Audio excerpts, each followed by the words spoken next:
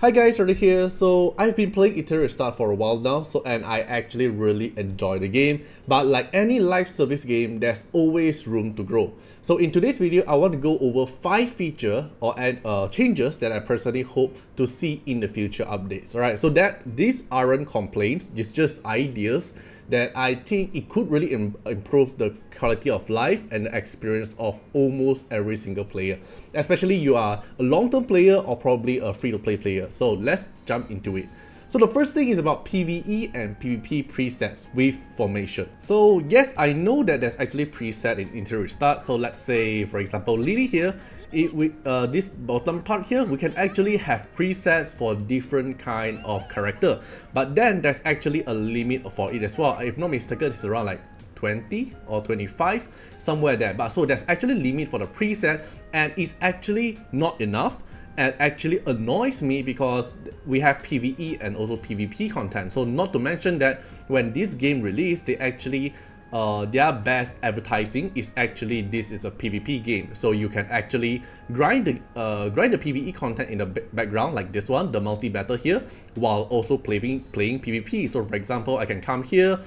If I want to play Fearless Arena, I can play Fearless Arena here while also doing background grinding. So this is one of the big topic when they first introduced Etheria Restart, or at least that's what I saw from the ads before I play Etheria Restart. So I think the biggest problem is now currently every single gear, the module and the shell is actually shared between PvE and PvP. So for example, currently my Lily, this Lily here that I'm using, is currently grinding for Doki Doki and the speed is 158. But for example, when I'm going for Arena, I'm actually trying to use my best Lily is actually a lot more faster than current ones. For example, like a preset like this, I'm actually a lot more faster, but because I'm grinding in certain content, I'm actually using a different gear set. So in the PvP content, it's actually not going to use my best PvP set that I actually wanted to use. Or for example, if my defense team is actually, so let's say if my Artiar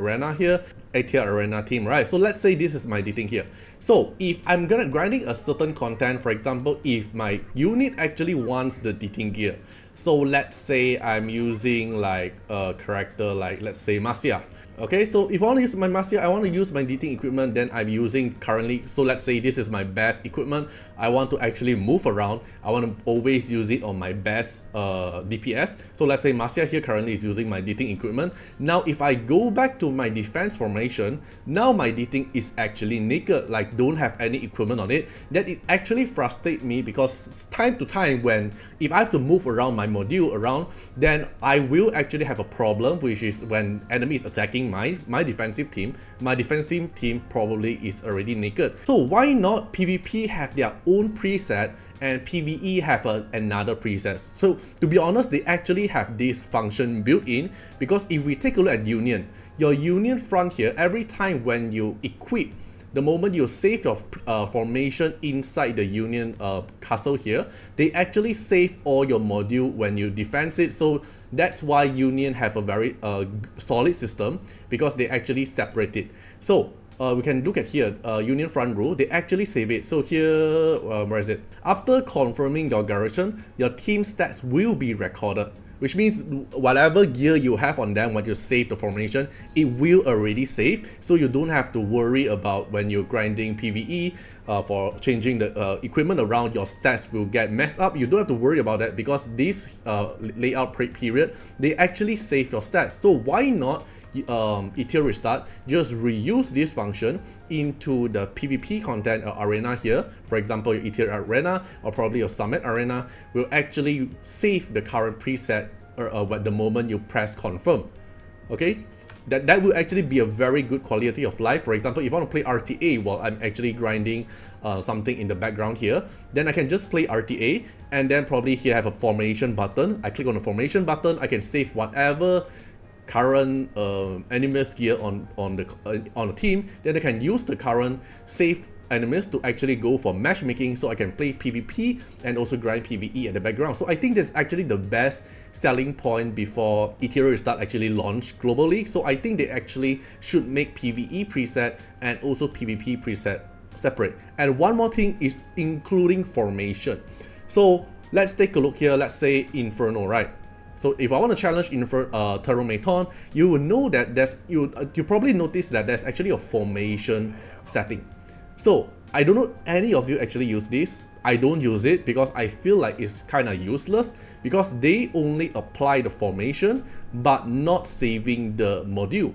So let's say this team here, okay, let me save my current formation here. Then if I use this current team, I apply the team here, it will only bring every single unit from the selection box, but it will not switch to the equipment gear. For example, the Ziada, this is not the Ziada that I actually save when I put it in the formation. It's just going to put up the animals for you a lot more faster. So I can just do it myself manually. It's not a problem. I can do this like this. I can just pick it myself manually. It's not a problem. But I really hope that this formation here is they didn't just save the unit. They also record the current module you're using at. Then probably with one button I click, then every module will also switch to the current unit instantly. So if you are a player that come from my dislike community, because I make this like content, right? So you probably understand what am I saying about, which is PvE preset, PvE formation, PvP preset, and PvP formation is a totally separate thing. So you can play PvE and PvP at the same time, which I hope Etheria Restart will actually have this kind of quality of life. And I think they are totally doable for it because they already have this kind of function in the Union formation setting, but they just didn't implement into the PvE and the PvP content. Then the second thing is reduce the Inferno RNG layer or the difficulty layer. So previously they did made Terromaton and also Nico Nana Inferno lower down by reducing Terromaton overall HP by 20%, Nico Nana's HP and also speed reduced, and also the passive damage reduction. This part here actually get nerfed, which actually make it a lot more better for most of the player because the difficulty reduced, so it's a lot more easier to assess, and there's actually more team is actually able to grind Nico Nana. For example, let's take Nico Nana for example, right? So previously Nico Nana, everyone is just playing DOT team. DOT is the best way to actually kill Nico Nana very fast, but after that, after they nerfed the damage reduction of Nico Nana, they nerfed the Nico Nana's overall HP by a little bit and also the speed a little bit, and that's actually a big factor because it directly reduced the damage reduction. Then you're starting to see a player actually use a different kind of team instead of DOT. So we can see like Yeli team, which is DPS team. We can see Rosa team, which is also a DPS team, to actually kill Nico Nana now instead of just DOT. Right, it makes a lot of team more viable. Now you can see Rosa team here, you can see D-Ting here, this is a Terminator down team with D-Ting to slowly pop it off. Then we have Ziada here, then we have like more Ziada here as well, and the mixture of DOT team. I think that is actually a very good step for the dev to actually nerf the Inferno. Then I think in the future they should actually starting to tune down a little bit for the Inferno as well. For example, Sharon, Shadow Flame Hoyen, probably the Doki Doki of the mob resistance, the base resistance can probably lower down as well. Cause like Doki Doki, one of the biggest problem about Doki Doki team is there's RNG layer in it. Right, so if you don't land the control effect, probably your whole battle will last for freaking very long because the mob resists your slumber from Kazuyo. Then you have to, there's more RNG layer in it because it depends on, sometimes it depends on, do you remove the control effect? Do you dispel the immunity from Terromaton? Did you dispel the immunity from Aurora? So I think they can actually tune down the Inferno bosses by a little bit like how they did for Terromaton and Nico Nana. Probably Doki Doki mob, their damage reduction is not that high, or probably it's easier to slumber them. Then probably for Aurora, the damage of Aurora is not going to be that scary, or probably lower down their damage, lower down Aurora HP a little bit of tweaking around with the Inferno. I think it will be a good change, like just like how they did for the previous two bosses as well. Then the other one is the Cage Rumble. This Cage Rumble content here might actually be too early. Alright, don't get me wrong, Cage Rumble is actually very fun. So if you follow me through this like content, you already know that one of my favorite content is actually this multi-boss content. While you have to fight 3 bosses at the same time, you build 3 different teams to fight the bosses. This is one of the favorite content I actually want.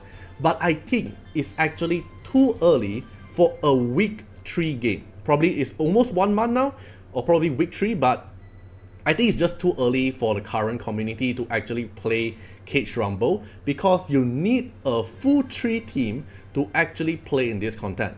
While we don't really have a lot of the double drop rate event to grind our module, to grind the EXP, to grind the Ascension, with the GP outpost, we don't have enough resources to build a very solid 3 team to actually grind Cage Rumble currently. So I think it's actually too early to release a content like this, or probably this is just an event because it's a 14-day event. But I think this is actually a very fun endgame PvE content, but probably it's just too early for the current player base, especially when the community and also the player base is actually suffering in Inferno content, which most of them are actually figuring out a way to grind Inferno, and now you release a Cage Rumble, and not to mention we can't save preset. So every time when I'm going to grind this content here, when I want to grind the content here, I have to re-equip every single character here with the module and also the shell I previously used.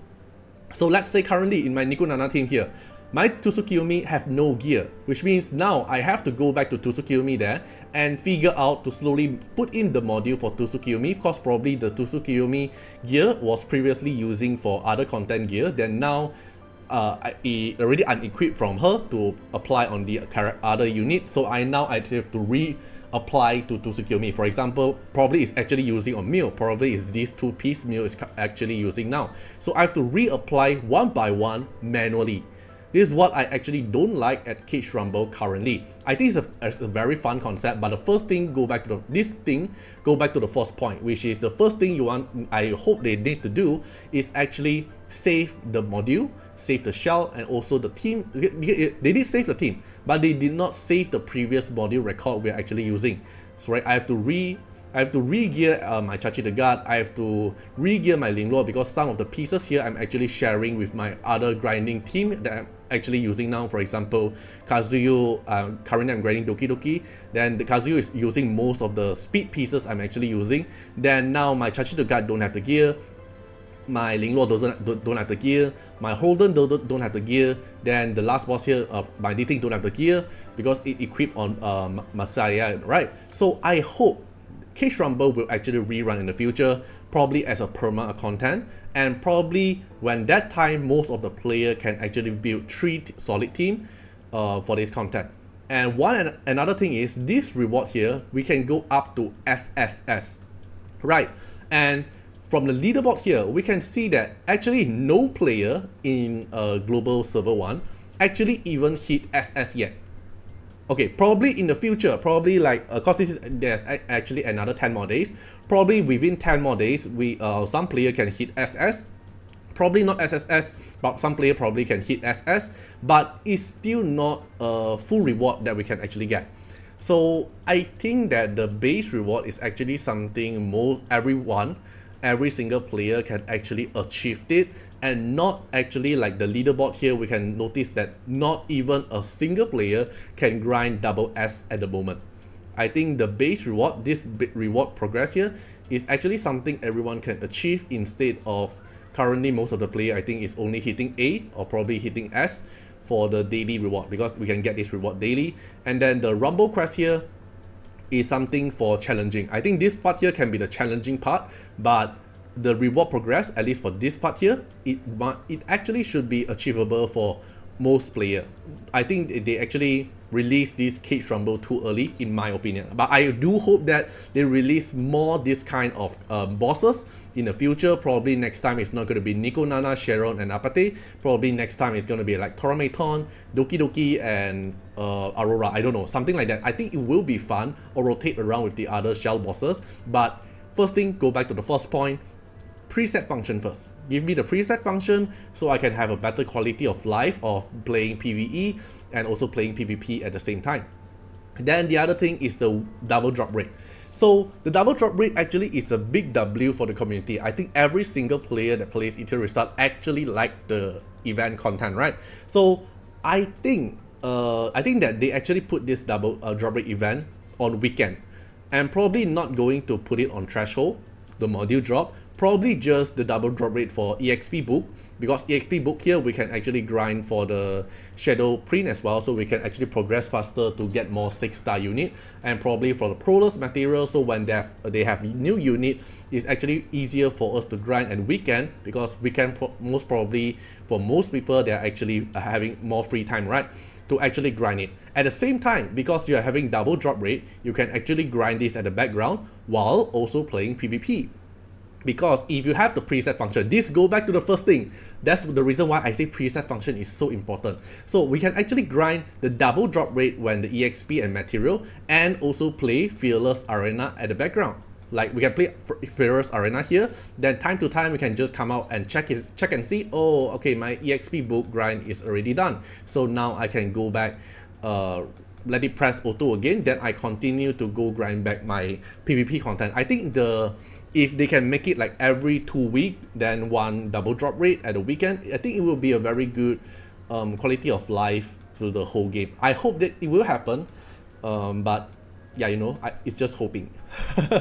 Right, so yeah, I think we can actually plan to grind a weekend, then we can play PvP, because Fearless Arena unlock at only Saturday and Sunday. Then at the background we can grind some double drop rate. I think that will actually be very good. Okay, so the last one, I think it will be dual enemies banner rotation. So right now it looks like we're gonna get a new enemies every 2 weeks, because this limited banner here lasts for 2 weeks. So it seems like the previous one is Holden and Hoyen, it lasts for 2 weeks, then they release Yeli at the banner. So it seems like every month there's gonna be 2 patch, and 1 patch is gonna have 1 new enemies, right? So which is actually a fast pace, to be honest, but I think a lot of players would appreciate something like a dual banner system. So let's say every patch they're gonna release 1 new enemies. So for example, this patch, probably they release Yeli, and why not another rate up banner, which is actually another enemies we already have from the perma banner. So let's say when they are releasing 1 LD unit, for example Yeli, why not at the same time they rerun something from the perma banner, for example Lily. They have like Yeli banner and Lily banner, so if the player who want Lily can actually prefer if they want to go to summon Yeli, or probably summon Lily.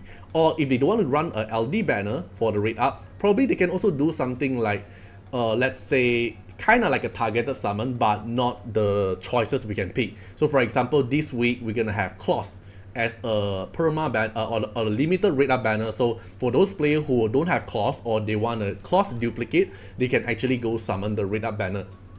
Or for example, let's say after Yeli and Claws banner is gone, then the next patch they're gonna release a new enemies with Remoka together. Then player who want Remoka and they actually use the targeted banner on something else, they can actually go summon for Remoka instead of just hoping they get Remoka from the perma banner. I think this will actually make a very good quality of life for the whole game as well, because one of the thing is what I noticed is when I make guides, right, player will ask like, oh, I don't have Rosa, I don't have Remoka, is there any alternative? Of course there's going to be alternative, but what I want to mean that is player actually feels like the targeted banner is actually not enough. We can only pick one to target. Why not rotate some of the perma enemies here into a rate up banner with the new enemies rate up banner together? I think it would actually add a very good quality of life, and newer player can actually chase some key unit they actually miss,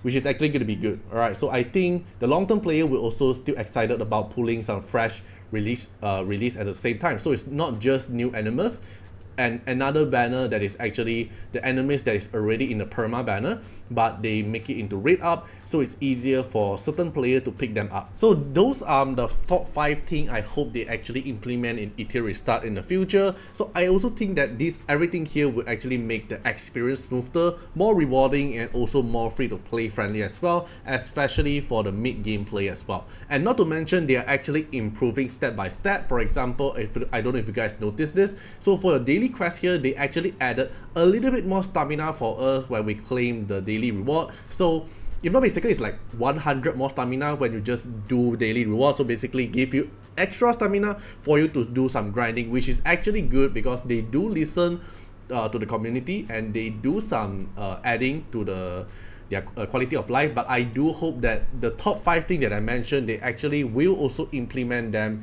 in the future.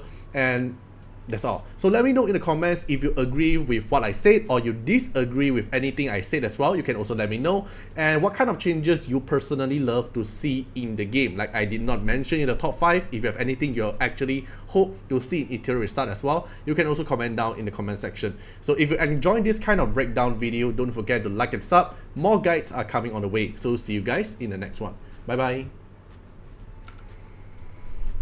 Special thanks for the direct support on the YouTube membership. So for the benefactor of Artiar, which is Sky Elk, Trekcan, thank you so much for your support. And for the supporter or patron of Artiar, which is Louis Schneider, Agni, Wang Tamer, Ziggy, Kamaruki, Sunwaltz, Rimu, Choni, Antonio Winterspoon, Rocco Stenzions, thank you so much for your support. And also special thanks to the Super Tanks MVP, HMZ Rings, thank you so much for your support. Special thanks for the direct support on the live stream super chat for the latest tag. Thank you so much for Code Wilderness, Calamity, Agni, Love Fatima, Fatima Little Underwear, Bloods, Riku Fred, Choni. Thank you so much for your support.